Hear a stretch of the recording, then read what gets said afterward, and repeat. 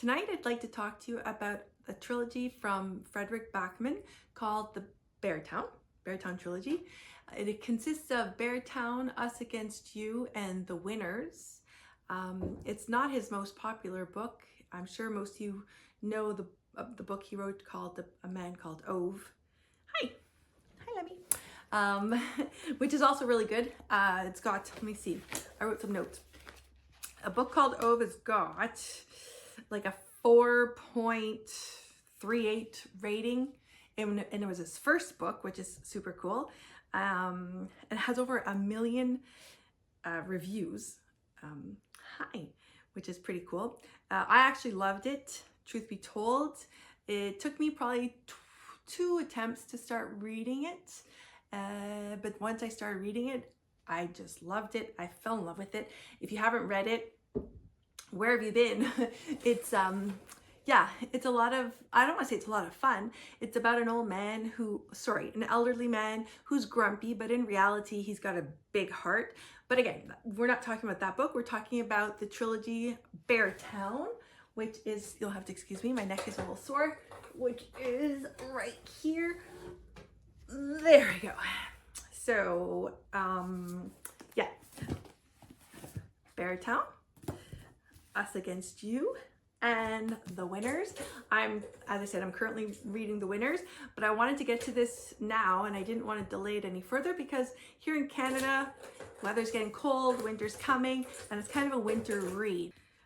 So if you don't know what it's about, Beartown takes place in a small town in Sweden.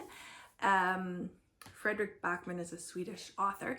So it takes place in a small town in Sweden, and a community that's absolutely in love with its junior hockey team, to the point where, like, if you're not part of the hockey team or you're not in love with the hockey team, then you don't belong to Beartown. Like, you shouldn't live there.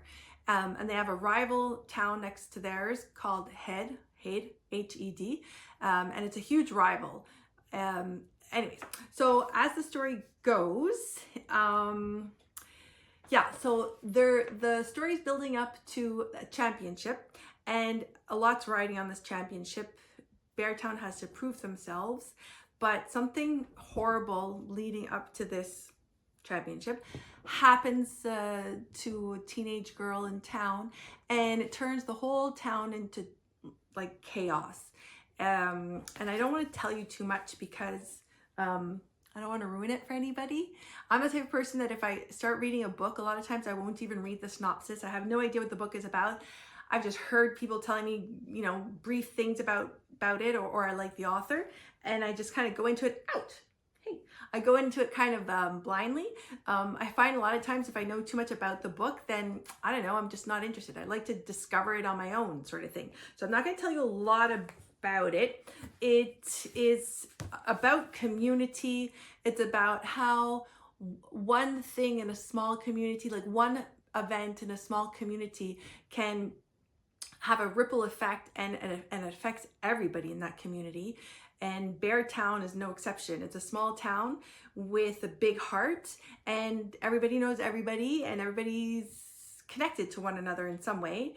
And the main focus of all of them, though, or the main focus, I don't know, the main whatever, is the hockey team. So I didn't like reading it at first. I actually put it down at first because as much as I like hockey, or I like watching hockey, I didn't think I'd be interested in a book about hockey.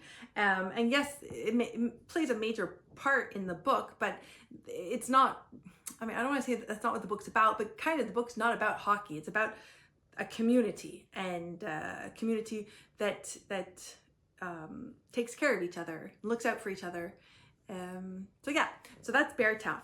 So the next one in the series is Us Against You. So it kind of takes over, obviously it takes over from Beartown. You could finish it and not have to read this one, but I fell in love with the character so much that I had to read it immediately. And then it's funny, when I finished Us Against You, I knew Winners was the third one, and I didn't want to read it right away because once I read it, then it would be finished. Does that make sense? Like, these people became like they almost became a part of my life, if that makes sense. I'm sure anyone who reads a lot can understand what I'm saying. Is these characters resonated with me, and I cared about them, and I wanted to know what was going to happen. So in Us Against You, it's about, again, I read this a while ago, so please forgive me. It's about the hockey team, because it's kind of like split up now. Yeah, see, did it split? Problem is, I don't want to tell you too much about this book, because if I tell you too much about this book, then I'm giving away what has happened in Beartown, and I don't want to do that. So I'm not going to say much about it. I do want to say what I appreciate with Backman is he leaves every paragraph, not every paragraph, but he leaves a lot of paragraphs open-ended, like something major has been exposed, and it makes us think about what it could be, and you want to keep reading, but then he misleads you almost, or you come up with your own assumptions, and often it's wrong. Like you might end it saying that so-and-so's died. They got a phone call and, oh my God, so-and-so's died, I'm coming. But they don't say who so-and-so is, and you're going to assume who it is. And then, yeah, you find out that it's not who you think it was. So he does that a lot, which I think it keeps me interested. I have some things marked off here because he has some great way of saying things, and some people might not like what he says because there's almost like life lessons. Backman, he gives like words of wisdom. I find this really interesting, and he makes me sit back and think and reflect a lot of times on what he said, and how it might feel or how it might resonate in my own life, or how I would respond to such a thing, an event happening to me. Some people think it's too much. I've heard people telling me, or I've heard people say that they think it's just too much of that in his books. But I don't know, for me, I like it. Like, here's a few examples. One of these is from Us Against You. And it's beautiful. Perhaps one day he'll find words for that feeling of being different, how physical it is. Exclusion is a form of exhaustion that eats its way into your skeleton. People who are like everyone else, who belong to the norm, the majority, can't possibly understand it. How can they? That one, I don't know. I marked that one. I felt that really was nice. Not nice, but it makes you think. Another one is, this one is Peter talking about working in a job. That's my cat moving the camera, sorry. Peter talking about working at a job, a desk job.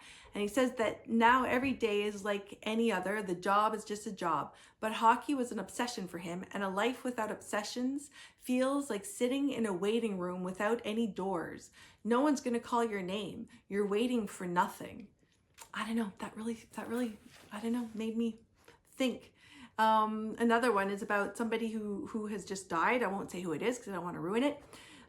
She doesn't know if she's sad because she's grieving or because she's feeling nostalgic. She hardly knew so-and-so. Not really, but when some people die, it's like watching the string on a balloon snap. We don't miss what she was, but what we lose when she isn't there. I don't know, that really made me think, about people that I've lost in my life. So yeah, so I didn't talk much about Us Against You because I don't want to ruin it for y'all, but it's more about rebuilding the community after the event that took place that I won't talk about. And it deals a lot with the hockey team itself and behind the scenes and politics and stuff like that. Surprisingly, I gave Beartown 4 stars, and Us Against You, I checked back in my journal and I actually gave it 5 stars. So although it might sound a bit boring, because it does deal a lot with the politics, and he manages to keep it interesting.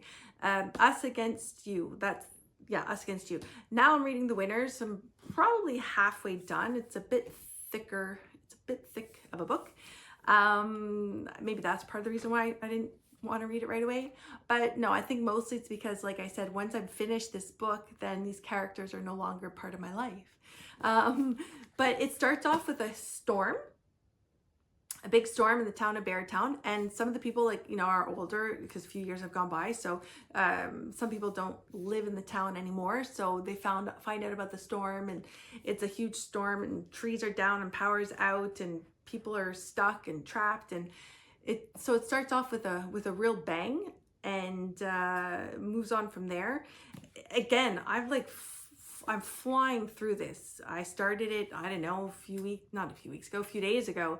And yeah, I'm getting through it quite quickly. It never gets boring. It never gets dull. There's always something to keep you going and to have you want to read the next chapter. The second half, I'm not sure. Hopefully it's just as good. And I'll have to give you guys an update maybe later down the road. The other thing I wanted to mention that was interesting about Backman is I did read, oh, my cat's sitting on them. Sorry, Lenny. No biting. Is he talking about words of wisdom? He did write one to his son. I think it's a nonfiction. I forget what it's called. It's Letters to My Son, something like that. I've heard good things about it. I might read it eventually. It's about parenting and the challenges of parenting. I also finished recently My Grandmother Sends Her Regards and Apologies from him. So it's a super cute book. Like, it had me confused a bit at times because it has a lot to do with imagination, I guess, because it's from the child's perspective.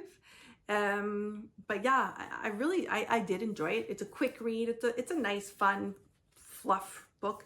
Maybe something to look forward to reading during Christmas holidays, perhaps. And the other one that I couldn't finish, and I'm really surprised because it has great reviews everywhere, and it's very popular, but it's Anxious People. I don't know, and I have no trouble putting a book on the shelf if I don't want to finish it, because there's so many books that I do want to finish that I'm not going to waste my time reading a book that I'm not enjoying.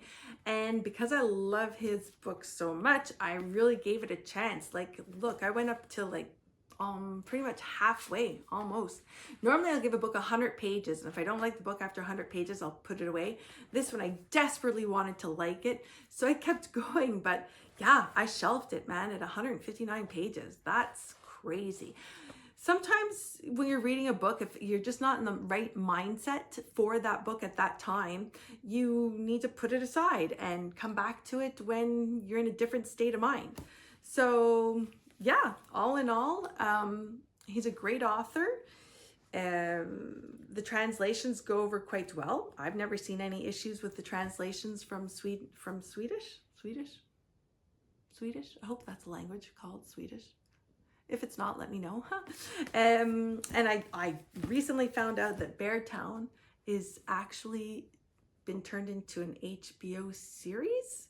So I think I'm going to check that out. I haven't watched the movie A Man Called Ove. If you've seen it, let me know what you think. A lot of times I find it disappointing to watch the movies after you've read a book. But who knows? There's always exceptions. So yeah, I hope this has inspired you to check out the series and check out Fredrik Backman as an author if you haven't yet.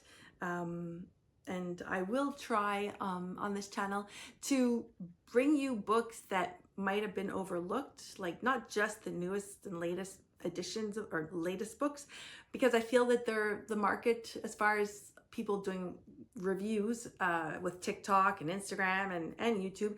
The market's quite saturated with reviews of new books. So there's thousands and thousands and thousands of great books that you might have slipped under your radar, and I tend to pick those up. So yeah, that's what I will post new books as well, but for the most part, it might be books that you haven't heard of or have overlooked. So yeah, have a good evening. Thanks everyone, and say bye to my little kitty cat. Bye.